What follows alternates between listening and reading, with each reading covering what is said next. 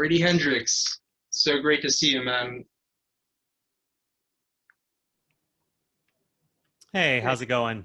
It's going great. I don't even know where to begin. Thank you so much for coming on. Thank you so much for your time. I'll try not to take more than an hour of it. so, Okay. cool, cool. Yeah, and can you hear me okay? Just to make sure I'm just using a new mic, so I want to make sure it's Phenomenal. Yeah, working. there's no sweat. Oh, great. Perfect. Awesome. Like, if I could get you like a Danish or a coffee in person, I would, but unfortunately, I yeah, appreciate it. yeah. Well, at any rate, the quirk that I wanted to do for this show is get like an alcoholic drink themed after the book. And I was gonna do the Bloody Mary, but I was like, I didn't have any tomato juice. I didn't want to put like ketchup and vodka. Like that would have been a step back. So I got some Franzia, and I feel like that would be something that like Marilyn would probably get for a party, and then Heather would just chug up regardless. Like I feel like they would enjoy Yeah. that. So fans of Hendrix will be very familiar with what to expect. In other words, nothing but the best. But people who aren't familiar with Hendrix, they hear about Final Girl Support Group, and they may wonder how it differs from Riley Sager or Stephen King's Gingerbread Girl, stuff like that.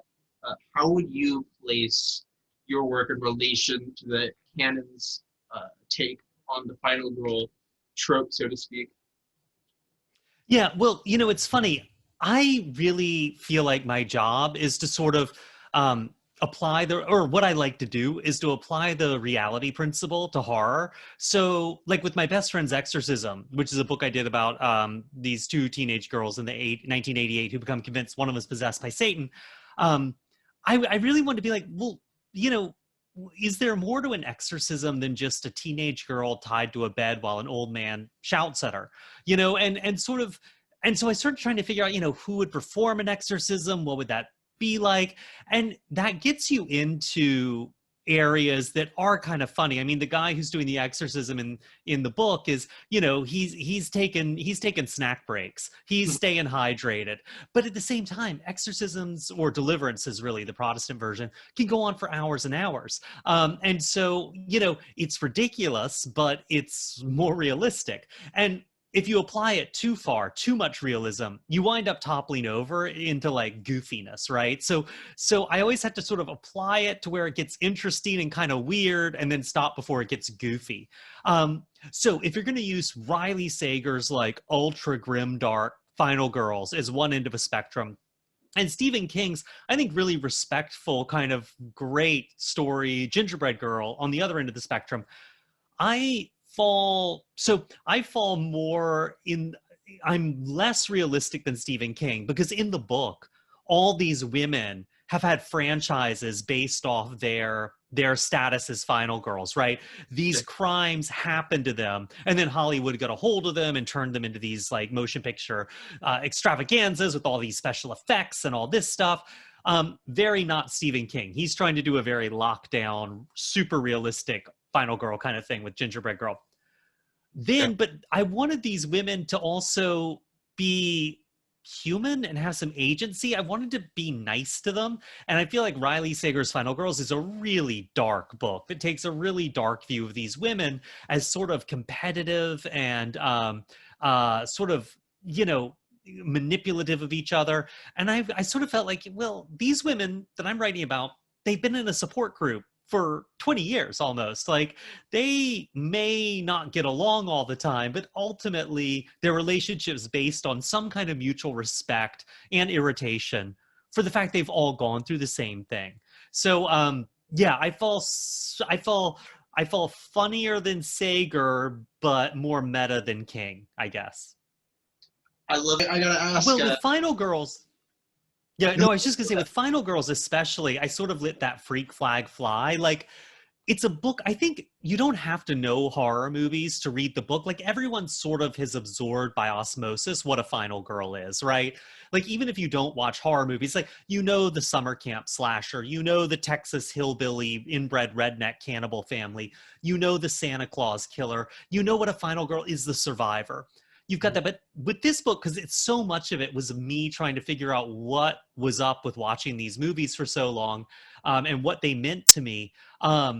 I went deep on the, like, if you know your horror movies, you're going to start to recognize names in this and situations and shout outs and Easter eggs. You don't have to know that stuff to enjoy the book, but that stuff's there if you know it. Like, So, which brings me to growing up. Like, which was your favorite slasher? well, I didn't love slashers growing up. Like, I wasn't allowed to watch R-rated movies for a long time. And then sort of the first slasher I saw in theaters was Nightmare on Elm Street 3, Dream Warriors, which I loved. But and like I hated Texas Chainsaw Massacre the first time I saw it and I realized looking back, it was just too much. Like, it was too intense. And so I've really come to these movies later, and like I have super strong opinions now. I find something to love in all of them, but I'm more into them now than I was back then. That covers actually my other question, which was, if you grew older, maybe you switch to a different kind of slasher villain. Oh, Like well, it's interesting, right? The different slasher villains, like if you look at the big franchises, you've got the super meta Scream franchise, which I really like. I mean, seeing Scream was like such a big deal to me. It was like, I felt so often you feel like, especially with horror movies, you feel like you're ahead of the filmmaker. Like, oh my God, yes. Okay, that person, they're going to die. That's the final. Scream was the first movie I'd seen in a long time where it felt like the filmmaker was running at the same speed as the audience and maybe a little ahead of us. And that was so much fun. yeah, Um, but the, but the, but the franchises are so distinct and they're so weird. Like, Halloween is just like I was rolling my the eyes franchise. like Jason X and stuff like that. Oh yeah. Well, like Halloween is like the franchise where clearly someone was like, no jokes, no humor. Like it's a humorless franchise. And, on the one hand, it's like a guy trying to kill his sister over and over again. So you kind of like, okay, that's a little grim, but it is like relentlessly downbeat. And then you've got Nightmare on Elm Street, which is ridiculously sort of like shticky and over the time, yeah. yeah, exactly. And also really sexual in a way the other slasher franchises aren't. And I think it's because like Freddy, you're in bed, you're asleep, all that stuff. But like Nightmare 2 with all the homoerotic imagery, Nightmare, what is it? 6, I think, where they have the baby. Or is it 5 where they have the dream child? I did it all on YouTube my sophomore year of high school. Yeah. Before that, my freshman year and in middle school, I would just look up Wikipedia, like synopses of all these slashers, and I was like, okay, I get the idea. So anyway, oh yeah, Grimdark Magazine. In one of your interviews with Grimdark Magazine, you mentioned how, and this was regarding we sold our souls, and you wrote how it was all about male anger. That was the approach you took, was male anger. Would you also say this book's approach is male anger, or does it differ somehow? No, this book was really about survival. Like sort of what happens after the worst thing that can happen to you. How do you get through that? Like this whole idea that like we really glorify dying a lot. Like, there's all these things about a good death and a brave death and, going out on your own terms and all this stuff and like last stands. But it's like, what's harder is putting one foot after the other and sort of making it through the day sometimes, And so, I mean, the book Final Girls comes from my sort of like, I really was curious what happens to these women after the credits roll. Like where do they go? Like, how do you live your life in the shadow of that? And because the sequel is so important to slashers, like this idea that something really bad happens to you and then you're never really safe because it's going to happen again. Like you can never let your guard down. And so that it's more, so this one's really about like survival. Like, how do you survive? How do you live? Yeah, now, and that resonates with a lot of people. I feel like just post-traumatic experiences. I remember reading one of your quotes. It was something along the lines of, men die for making mistakes, women die for just existing, or something like that. Yeah, women die because they're female. Yeah. Yeah, and I was just like, wow, that's, like I feel like it really resonates a lot with all kinds of No. different situations. So kudos to you. Oh, thanks. But I also feel like after 2020, it's kind of like I kind of felt like I was like there was this inexorable killer, like, and it just kept going and going and going, and the only thing to do was just run. And it's like there was, I mean, metaphorically speaking, and there was a moment in January when vaccines started to roll out, and I got vaccinated pretty early, and I was just like, oh my god. Like it's like that moment in a slasher movie where like the sun starts to come up and you're like, we're gonna make it. Like, and usually that's right when the person on your right gets like a spear gun through their head. But um, apparently it took you 7 years to write this book.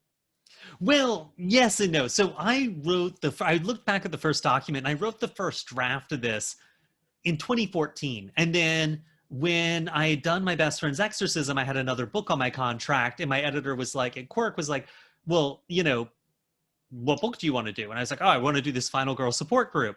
And I think that must have been 2015 or 16, because I had, you know, written this thing and then done Horror Store.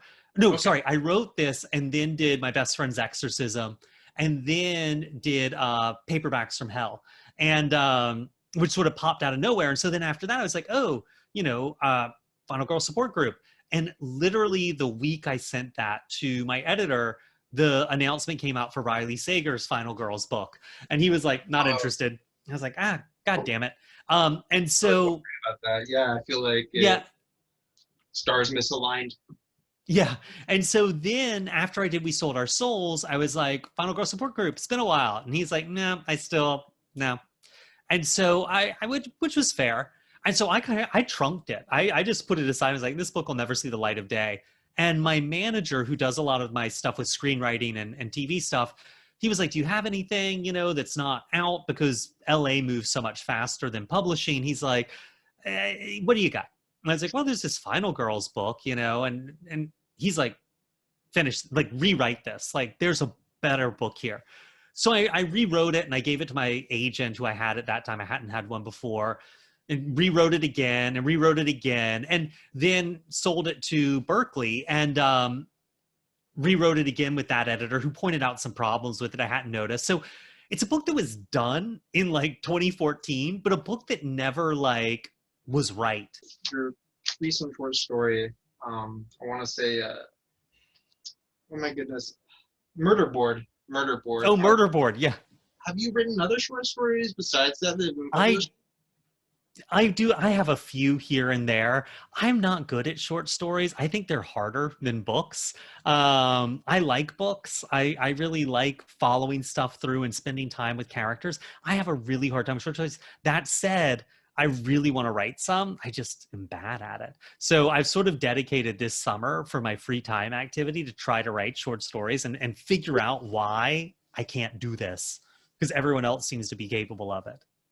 Yeah, when I saw your name in an anthology, I was so surprised. I was just like, wow, this is awesome, you know? And then I went on the search for other Grady Hendrix short stories, because I was like, clearly I've been missing out, you know? Yeah, no, there's almost none. For sure. Thanks again for stuff. Oh yeah, Um, no, dude, absolutely.